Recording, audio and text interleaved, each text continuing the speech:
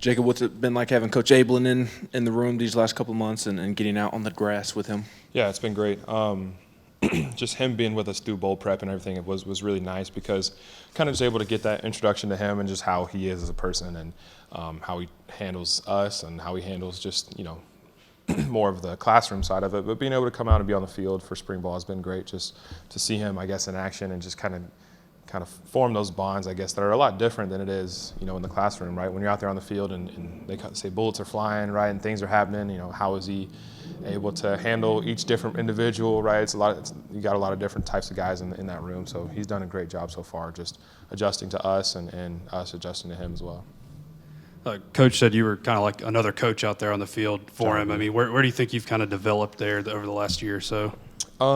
Just my understanding of the offense and trying to continue to progress in that aspect and being confident in my knowledge and what I know and, seeing things that are not right and being able to make it right. I think that's something that earlier on in my career was, maybe I would know something wasn't right but didn't have the confidence, didn't have the, the want to, I guess, to call it out and to make changes. But yeah, it's been great that he's been able to kind of, like I said, let me lead, I guess, in our room in a way. And anytime that, I've got something to say or whatever, I make sure that it's all right with him. Like, hey, this is what we're supposed to be coaching, right? And he's like, yes. And then I'll go correct it, get it fixed, whatever it may be. But, yeah, I've been really appreciative of him just letting me kind of do my thing and be the leader that I want to be and that I need to be for our group. Jacob, you and Princeton were always sort of a duo, interchangeable.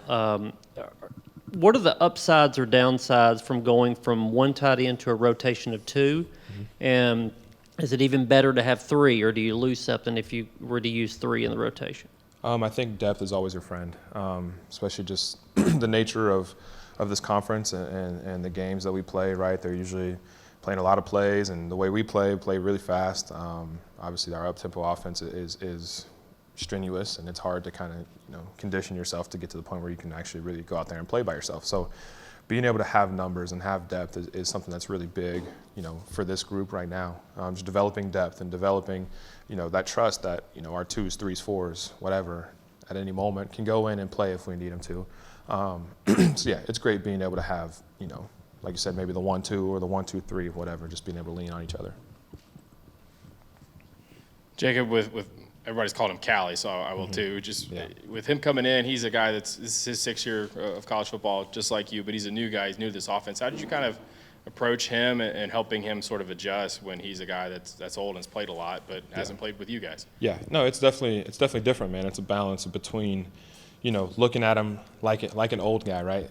I guess I'm looked at in the program as an old guy. Like I know most of the answers to questions that guys might have, and I've experienced the things that guys might not quite be familiar with. And in a way, he has too, right? But just like you said, not in this program, not with us, not with these coaches. So trying to have that balance and just have understanding and patience with him as in he's a smart guy and he knows a lot of football. He's played a lot of football, but he's still trying to learn it the same way that I did whenever, Heupel and everyone got here. So just being patient, but he's doing a great job of listening and adjusting and, just coming in and trying to be a force right away. Jacob, what went into your decision to use your free year of eligibility? I know that was something that you were kind of contemplating there at the end of last season. And these last couple of months, as y'all flipped the calendar, you kind of glad that you made the decision that you did? I mean, whether I'm glad or not, I think that it's too late now, right? Like it's a matter of man, I put that behind me and I've truly moved on and just can't look back, right? It's a matter of thinking about the reasons why I made that decision, which is, obviously we're going to have a great team next year. I'm going to be surrounded by a lot of really great dudes and a great coach and Coach Abe's and just opportunity, right? Opportunity for me to go and prove, whatever it is, go out there and play well and just excited to do that and just trying to keep my eyes forward.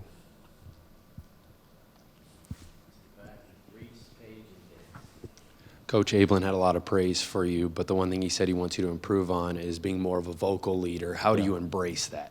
Yeah, just my nature, not the most outspoken, and at least haven't been in the past, and so having to kind of, I guess, come out of my shell in that way, and like I mentioned earlier, just having that confidence to speak up and voice my opinion and be willing and be, able to be wrong sometimes, right? You put yourself out there and it's kind of hard to be vulnerable in front of your peers and in front of people that you look at as your friends. But just trying to continue to develop and like I said earlier, like he's given me the confidence and given me that leeway to go out and be vulnerable and try to lead these guys. So very appreciative for that.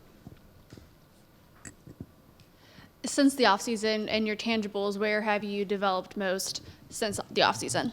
Yeah, just my balance, I think, as far as running, my running form, my technique, I guess, of trying to be more fluid in my routes and be more fluid whenever I'm moving around in space.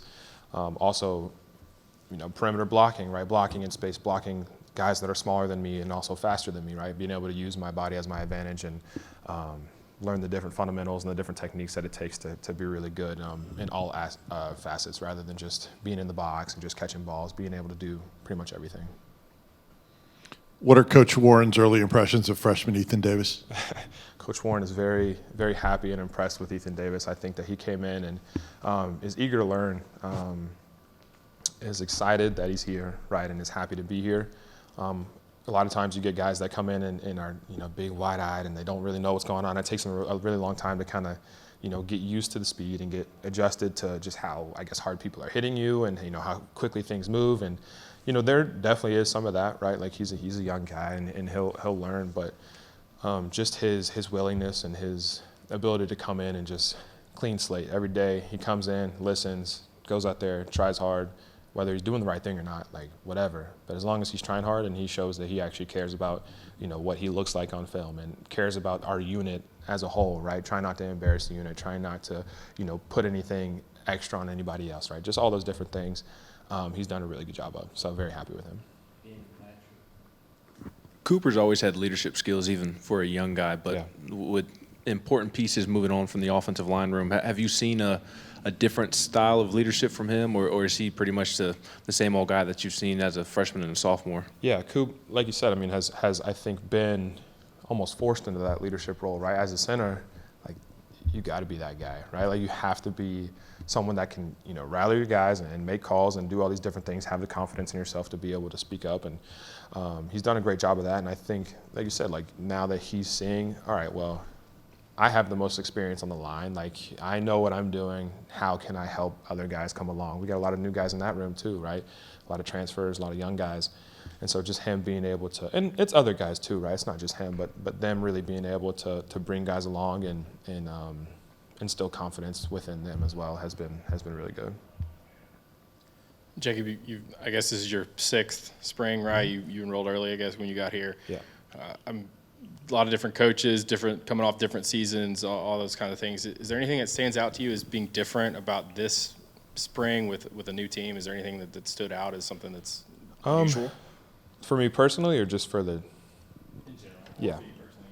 I think for me personally, just a little bit more intentionality, kind of in going in each day thinking about, what do I want to get better today? Like, what was bad yesterday, or what do I need to work on, or, being able to take notes and look at my notes and be like, okay, tomorrow I'm going to emphasize, getting that extra yard or whatever on third down, or being quick to the tuck whenever I'm catching the ball over the middle, or just anything like that, man. Just trying to be more intentional as I've seen it a lot. I'm used to the workload that it takes to get through a spring ball.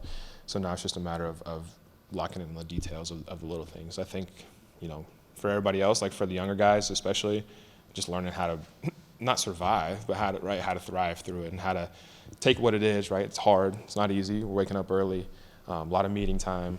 Just being able to process everything and just push through it and just build a little bit of mental toughness, as we're moving along has been kind of the main emphasis for sure. And what about big picture for the program? Last year's over.